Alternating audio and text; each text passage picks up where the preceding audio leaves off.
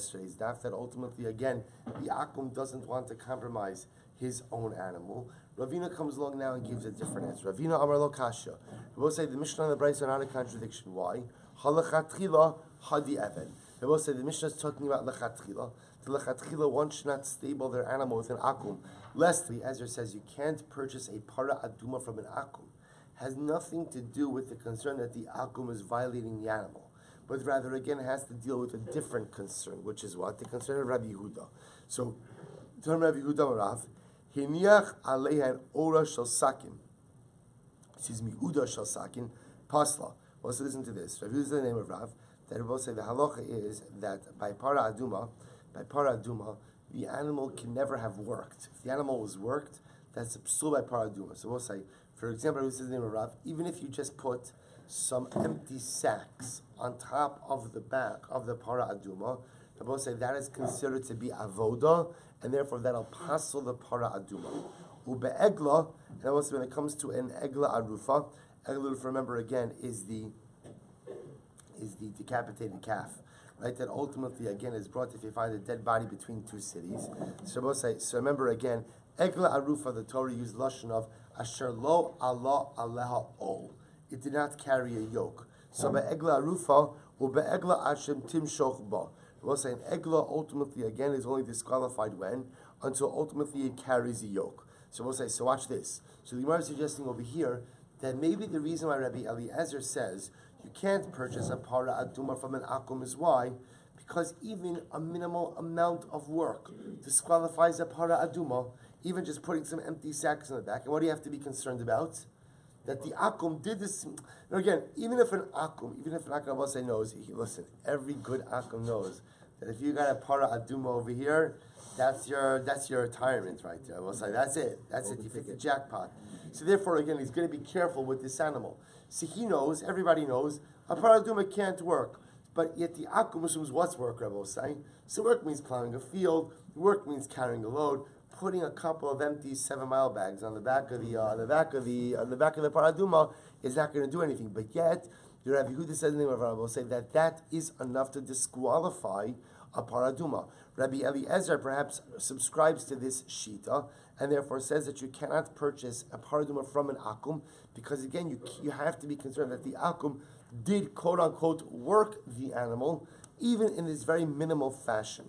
So the Gemara says, Mar Savar Chashinon, Rabbi Eliezer holds that we have to be choshesh that maybe the akum went ahead and put some empty sacks on the back of the paraduma. Umar Savar Lo Chashinon, but the Rabbana hold no, we're not choshesh. To which the Gemara says, Lo, Sakadaitcha, Mishum Necha Purta, Lo Mafsid Tuva. And most of the Gemara says, no, it can't be. We're not going to say the akum is not foolish.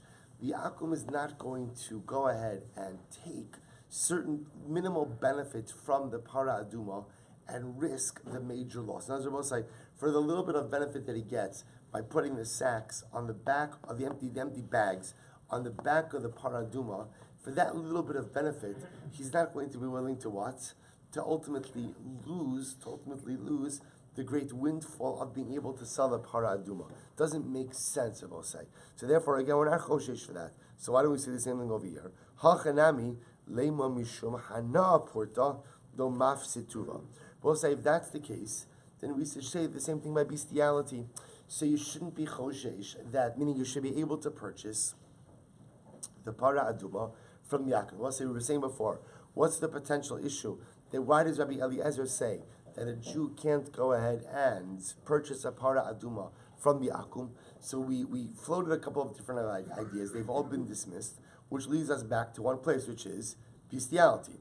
So we'll say, so now we just said before, right? All roads lead back to bestiality. So we'll say, so we just got finished saying the following. You just got finished telling me that even though Rabbi Eliezer might hold like Rav, who says that even putting a couple of empty bags on the back of the paraduma will disqualify it, I'm not choshesh that the akum is going to do that. Why not?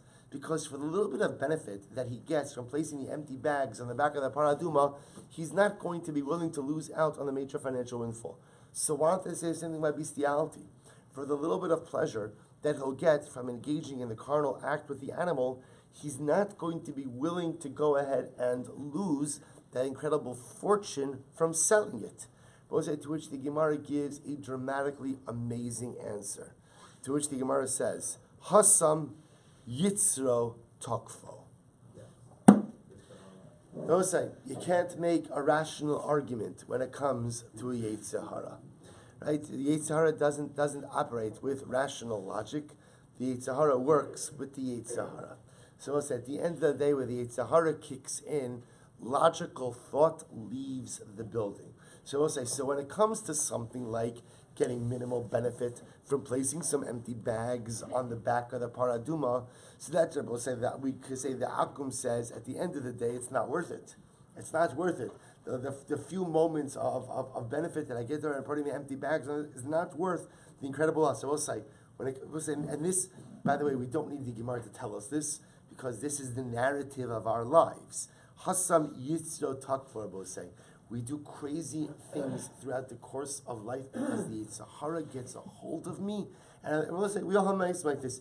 I look back and I say to myself, why did I do that? Why? I mean, it's so illogical. It doesn't. I don't mean like bestiality. I mean like. Let me clarify that. I'm getting some weird looks like this. You know, say, I mean that at the end of the day, we've all made mistakes in life, non-bestiality mistakes, because we've fallen prey to the Yetzer Hara. And then I look back at that mistake and that misstep, and I say to myself, you know what? I can't believe I did that. I know better than that. And I should have more self-control than that. And it was such a foolish mistake. First of all, very often we say, it wasn't even worth it. Like I thought I was going to get such pleasure, such lasting benefit, and I didn't. It was a few more, whatever it is. But so I say that I try to understand I try to understand rationally what just occurred. What did I just do? What behavior did I just engage in? And I can't make sense of it rationally. And I will say that's because it's not rational. It's not rational. That's the Gemara saying. Hasim Yitzra Takfo. When ultimately, again, as soon as the Yetzer Hara gets a hold of me, I will say, the problem is that my rational thought often is compromised, and it's the Yetzer Hara that drives me. I will say, this was that's what we were saying yesterday. That's why, again, we keep coming back to this idea that the Gemara says, whenever a person feels seized by the Yetzer Hara, the best thing a person could do, well, we spoke about a couple of things. Number one is to pause, not to act, to try to pause. Sometimes buying yourself a little bit of time neutralizes the intensity of the Yetzer Hara, but also to learn. To learn, even if a person just says, Vaydam Hashem Moshe Leimar, a person just says a pasuk. I always say, because the power of Torah is that Torah has the ability to restore logic. Torah has the ability to restore reason. Torah has the power to restore rational thought to otherwise irrational situations. So therefore, again, even though if the Ovid Kochavim goes and engages in active bestiality, he will lose the ability to sell the paraduma.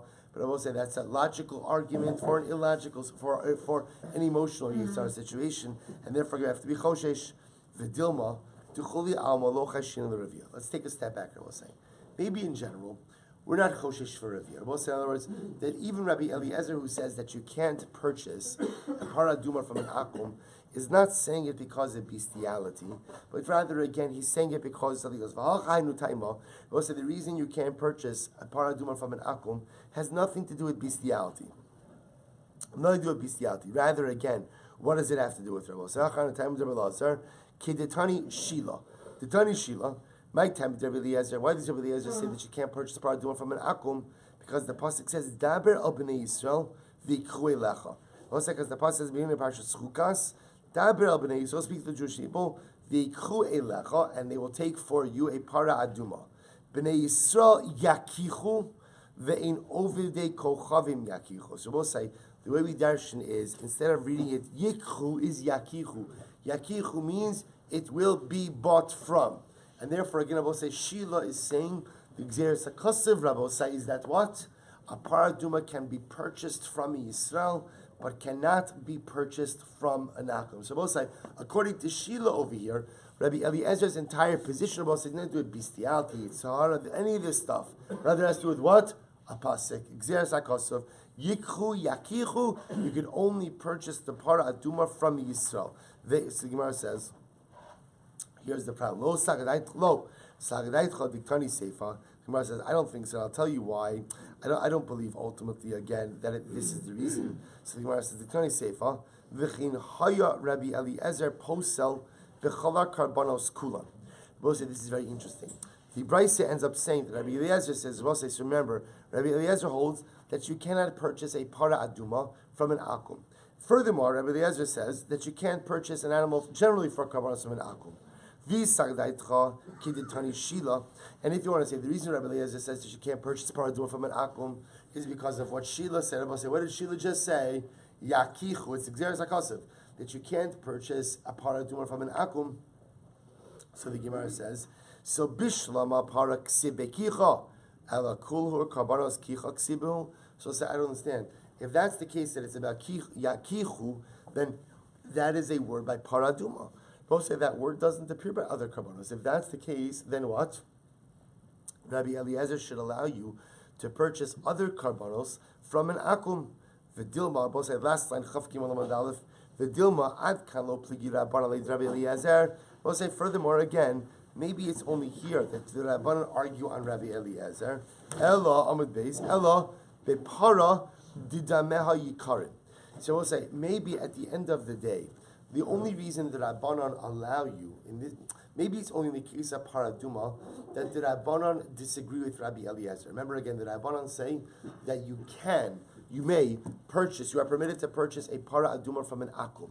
And we'll say maybe it's only here, but not by other karbanos. Why would para aduma be different than other karbanos? So we'll say very simple, didameha yikarin. Right? I will say because the paraduma is very valuable. So because that, look at Rashi, Ela paraduma didamei yikarim. We'll say first line chafkim along with this, Tichayish ovid kochavim lahefsid meruba v'kayif liyitzrei. We'll say, isn't this interesting? The Rabbanan will say what? The Rabbanan will say it's only in the case of paraduma, which is very expensive, very valuable. That what we assume the ovid kochavim will curb his carnal appetite. Right, we'll go ahead and curb his Zara for bestiality because he wants to make himself a lot of money. Avabashar karbanos module. But also when it comes to other karbanos, ultimately the Rabbanan will agree with Rabbi Eliezer that what? That you do have to be choshesh ultimately again for revere for bestiality, and therefore you cannot purchase other animals from Ovdei Kochavim for carbonic purposes. I will say, by the way, I just want to point something out. If you accept this approach, then the machlokas between Rabbi Eliezer and the Rabbanan is a dramatic machlokas. We'll say, what's the dramatic machlokas? Do we assume that the akum has the ability to curb his Zara? I will say that that's really what they're arguing about. Rabbi Eliezer will say, no. Rabbi Eliezer will say, takif yitzir. And I will say, by the way, this machlokas will have ripple effects. Not just for an akum and bestiality, it's a fundamental yesodistic machlokas in Yetzer Hara. So Rabbi Eliezer will say that if we say that the akum has this appetite for bestiality, that's his Yetzer Hara, we do not assume that people can curb the Yetzer Hara, even when they stand to lose a lot of money if they succumb to that appetite. Incredible. And therefore Eliezer will say, you can't even purchase a para aduma from an akum because you must assume that he is given in to this Yetzer Hara. The Rabbanan then say, no, already people have a Yetzer Hara, but people, they're not like a Meshuggah Ladaf. In other words, people have some level of self-control, even in the realm of Yetzer Hara. Good morning, Mr. Schoenfeld. Even in the realm of Yetzer Hara, and therefore what? Even when it comes to the akum and bestiality, the akum can't control himself, especially when he stands to make a lot of money. We'll say an incredible machlokas. To which the Gemara will say, second line, Chav Gimel Aleph Ve'elo. But what about Chodesanya? We'll say, what about the following discussion? The Sanya. Lochin mehen behema lekarban. We'll say, so look what the Brisa says. The Brisa explicitly says that you are permitted to go ahead and purchase animals from an akum for general carbonic use. So says the Gemara, money, whose opinion does this reflect? Lo Rabbi Eliezer v'lo Rabbanan. Ultimately, again, it's not Rabbi Eliezer, and it's not the Rabbanan. I will say it's neither of them. Remember again, Rabbi Eliezer ultimately says you can't purchase any animals from an akum, and have a concern that ultimately, again, for bestiality. That's number one. And ultimately, again, the Rabbanan, I will say, we just said before that what? We just said the Rabbanan hold that the only exception to purchasing a carbon from an akum, I will say, is where? Paraduma. Why? Because since it's so valuable, we assume that the akum is going to curb his appetite. But by other karbanos, Rabbi say you can't purchase on the akum because you have to assume the akum engaged in bestiality. So Rabbi say when the Brisa says that you can purchase other karbanos or other animals from an akum for the use for karbanos, it doesn't reflect the view of Rabbi Eliezer or the Rabbanon. To which the Gemara says, "Va'otanya behedya." Further, Rabbi, we have another explicit Brisa. What's the explicit Brisa? So the Gemara says the following: "My osivu lechavroi Rabbi Eliezer." We'll say, what did Rabbi Eliezer's friends, how do they respond to him? We'll say, Rabbi Eliezer's shita is that you cannot purchase a para aduma from an akum. So we'll say, so remember again, we're now suggesting that Rabbi Eliezer really holds you can't purchase any animals from an akum for carbonic purposes. So the Gemara now says, what did Rabbi Eliezer's friends respond back to? What did they retort to him? To which the Gemara says, the pasuk Rabbi quotes over here from Yeshayahu, "Kotzon kedar yikbetzulach ya'alu l'ratzon al mizbechi." So we'll say, what does the pasuk say? Literally, all of the sheep of Kedar will be gathered to you, and you will offer them up willingly on my mizbeach. We'll say, take a look at Rashi. It's 4 lines down from the top of Rashi, last wide line. Kotzon kedar. Kedar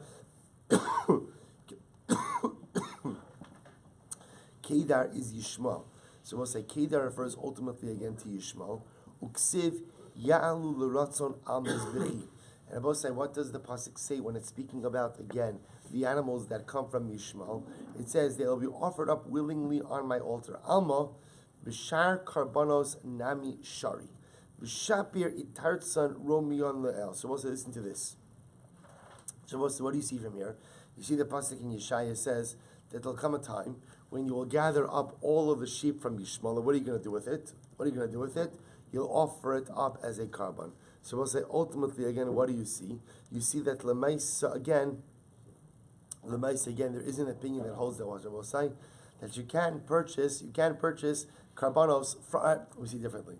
You see that there is an opinion which holds that Lemaisa, again, animals which come from an akum are in fact fit for carbonic use. So we'll say, therefore, we go back for just a moment, and we go back to what Rabbi Padas said originally. Remember, again, just keep in mind what we're trying to do over here. We're trying to go ahead and establish reconcile the Mishnah with the Brisa. The Mishnah said you can't stable an animal with an akum. Why not? Because of a chashash that ultimately, again, the akum will engage in bestiality. Yet the Brisa quotes that the Brisa says that one is permitted to purchase an animal from an akum for carbonic purposes. Rabbi Pedas said it's not a problem. Two different opinions. I will say the Mishnah reflects the view of Rabbi Eliezer. Rabbi Eliezer holds in general you can't purchase a para aduma or for that matter any other animal for carbonic purposes from an akum because the choshesh should be bestiality. The Mishnah reflects that view. The Brisa will say reflects the view of the Rabbanon. What does the Rabbanon hold? The Rabbanon hold that you can go ahead and purchase a para aduma as well as other animals for karbanos from an akum. Fine. So now the Gemara goes weiter. To which the Gemara says, Adkan, lo pligi ela b'chashasha. We'll say up until now, right? This machlokes. We'll say now. Rashi points out milsa ba'apei nafshei kamar. We'll say there's a little bit of it, same topic, but a little bit of a new stream of conversation. Up until this point, the machlokes only centers around chashasha, whether there's a chashash that the oved kochavim goes ahead and violates the animal. Aval hechot devadai rava pasla. We'll say, but if we know for sure that the akum violated the animal, then of course speaking specifically about paraduma, the paraduma ultimately again will be possible. So Rashi points out, so we'll say in a case of paraduma, where we do not know, we did not see the Oved Kochavim engage in a act of bestiality, so Rabbi Eliezer will say, we're choshesh bestiality. The Rabbanan will say, we are not choshesh bestiality. We'll say, what do you see from here? Shema mina de para kachim is be'achi. We'll say, now one thing that this does teach us is what we'll say. The fact that bestiality will disqualify a para aduma, we'll say, tells us that what? That para aduma is considered to be kachim is be'ach. It's considered to be a carbon. We'll say, now understand, para aduma is unique because the essence of the para aduma, we'll say, the main avoda of the para aduma is what? is not what's offered on the Mizbeah. I mean, it's not a carbon on the Mizbeah, it's the ashes that are used to purify from Tumas Meis.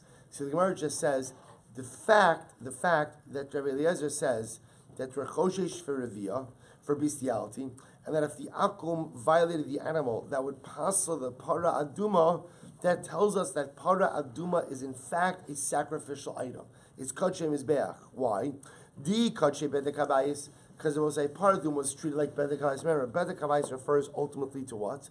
To items that are owned by the Beis HaMikdash, but have a monetary sanctity, much more than a Kedusha Saguf, than a physical sanctity. Because the Para Aduma was Kadshe Bedekabayis, Mimifsa Baravia. We'll say that ultimately, again, bestiality would actually not disqualify. It's very interesting. Bestiality only what's the word? Not defiles. Disqualifies something. Thank you. Only disqualifies something that is a carbon, but not something ultimately, again, that is bedek habayis. So the fact that ultimately, going to say that if the akum violates the animal, it disqualifies the paraduma, tells you that paraduma is kache mizbeach. Because if it was kache bedek habayis, maybe if sabaravia. To which the Gemara says, no, it's different. Shiny para dechatas kari rachman. I will say paraduma is different. I will say why? Because the Torah itself calls it a chatos. And the Torah itself calls it a chatos. I will say if that Torah calls it a chatos, tells us that what? That it is in the carbonic family. Elameato, if that's the case, I will say that it's called the chatos, and therefore part of the carbonic family. Tipasel biyotse dofen. I will say if that's the case, then what? Then I will say the paraduma should be disqualified if it's born cesarean, right? If it's a C-section. I will say, take a look at Rashi. Tipasel biyotse dofen. Tipasel l'shakros was actually very interesting halacha.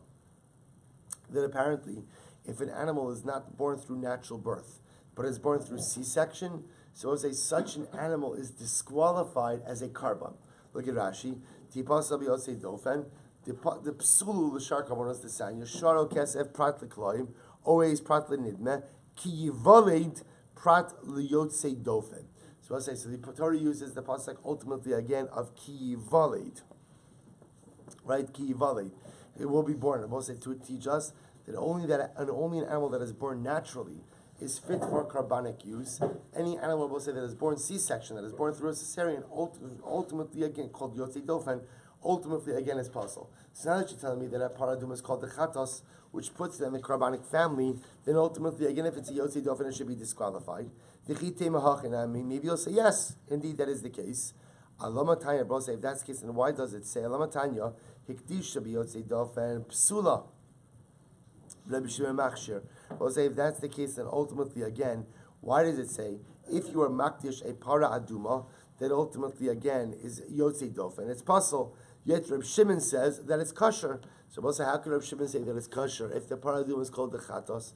If it's called the chatos and it's part of the carbonic family, then if it's yotze dofen, it should be possible. V'chiti Rabbi Shimon latami d'amar yotze dofen vlad ma'al yuhu. Well, so maybe we'll say this is Rabbi Shimon going according to his logic. Rabbi Shimon will say generally holds that whether child or animal born Yotze Dofen is considered to be a regular birth. Rabbi Yochanan, Modahayr Shimon Kachim She'eno Kaddish. They'll say they can't because we have on record as saying Rabbi Shimon holds that by Karbanos of Osai, the Yotze Dofen is not capable of achieving carbonic sanctity. Ella Shiny Para Hoyel Umum Posalba Dvar Erva Va'avoda Zara Nami Posaba. The Gemara says as follows: Paraduma is different. Paraduma is different. So we'll say, I'll tell you. Remember again, we're trying to figure out why is it that if the akum does engage in an act of bestiality with the paraduma, why is it disqualified? So the simplest answer would seem to be because it's like a carbon. Because it's like a carbon. The problem is if it's like a carbon, then Yotze Dofen should passel it. But yet we see a sheet of Rabbi Shimon who says that if the paraduma is Yotze Dofen, it's still kosher. So the Gemara says, I'll tell you why. There's a different reason why bestiality will passel the paraduma. All right, Bosai? Because since by paraduma we know that a mum, some type of blemish, does in fact disqualify. Therefore, again, once a mum disqualifies it, then a dvar erva, an act of immorality or idolatry, will also disqualify it. How do we know this connection? Because we will say the pasuk says as follows: Ki mashchasam bahem mum bam lo yiratzeh lochem. So we'll say ultimately again, this is talking about a carbon that comes from an akum. Pasuk says, you can't go ahead and offer it up. Why? Ki mashchasam bahem. Again, we're going to define what this means in just a moment. Mashchasam bahem mum bam. We'll say, what does this mean? The turn of the Rabbi Shmuel, kol makom shneimar hashchasa, eno elo davar erva. But wherever the Torah uses the lashon of hashchasa, right, which we'll say means destructive, hashchasa, that always refers to a devar erva. Right, they will say it always refers to some type of immorality. So the Gemara says, "Eno elo devar erva va'avoda zara." Devar erva dichsiv. But how do you know that hashchasa means devar erva? Dichsiv ki yishchis kol basar as darko. Because the pasuk says again by the mabul ki yishchis kol basar as darko, which also means literally again every living thing destroyed its way.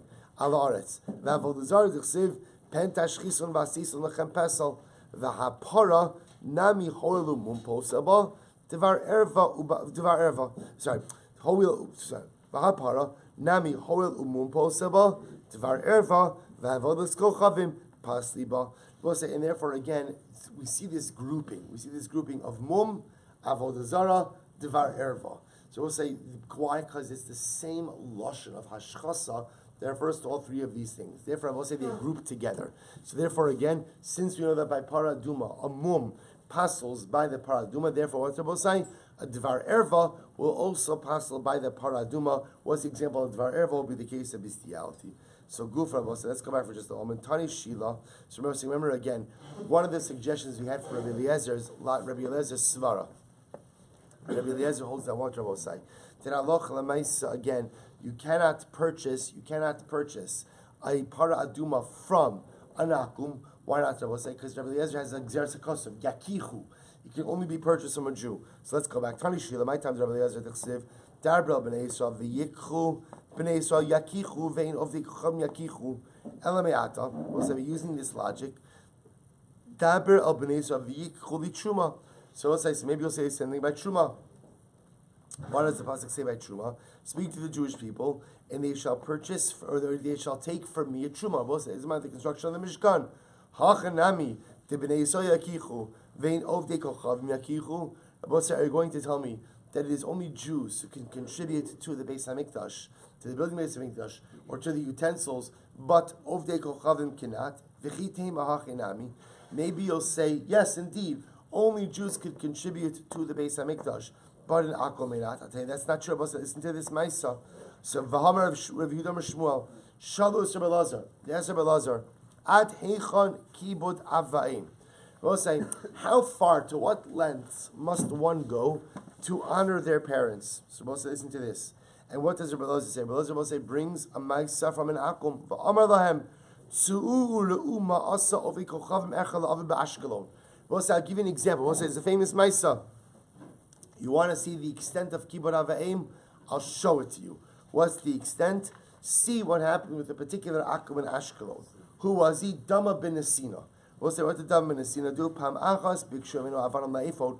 One time, the rabbis came to Dama ben Nesina, and they wanted to purchase from him so precious stones for the ephod, for the apron of the Kohen Gadol. And I will say, what happens? What happens? Top of Chav Dalit. So, B'shishim Rivo Schar. We'll say, literally again, for 600,000 coins. I will say an astronomical sum they wanted to pay Dama ben Nesina for the precious stones of the ephod. And what happens? Rav Kahana Masni, B'shmonim Rivo. Rav Kahana says 800,000 coins. Okay, a lot of money. I will say the keys to the safe were underneath the pillow of his father, and his father was sleeping. And ultimately again, Dama ben Nesina, I will say, would not what? Would not wake his father. So I will say, the Gemara brings down this Maisa as an example to the lengths. I will say, no one says what his father said when he woke up from the nap. Right? I will say it again. No, but obviously, the Gemara is talking about over here the incredible lengths that one must go to for Kibbud Avayim. And Dama would not wake up his father. I will say, but again, what's the point? The point over here is that the rabbis were ready to go ahead and what? The rabbis were ready to go ahead and purchase stones for the breastplate of the Kohen Gadol from an akum. What do you see from here? What do you see from here? That obviously an akum is permitted to go ahead and contribute towards the collection, ultimately again, of the Beis Hamikdash. So we'll say, what do you see from here?